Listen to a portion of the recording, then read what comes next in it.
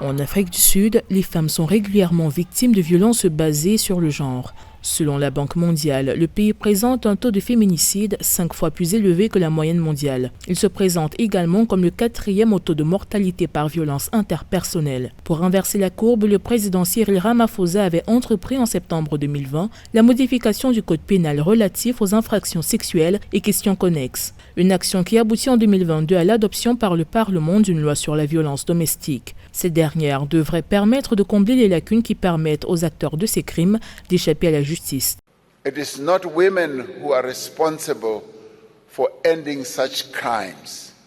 It is men who are. Ce ne sont pas les femmes qui doivent mettre fin à de tels crimes. Ce sont les hommes qui ont la responsabilité de mettre fin à la violence, au viol et au meurtre contre les femmes.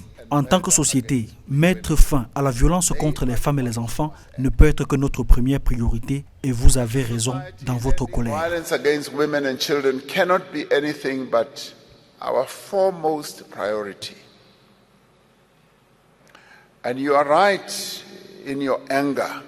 Entre 2015 et 2020, 13 815 femmes de plus de 18 ans ont été assassinées selon la police, soit une moyenne de 2763 meurtres par an, soit environ 7 femmes par jour. Pour mettre un terme à ce fléau, le gouvernement sud-africain a décidé de remettre sur pied le projet She Decides South Africa. Une initiative mondiale visant à promouvoir, fournir, protéger et renforcer les droits fondamentaux des filles et des femmes à l'autonomie corporelle.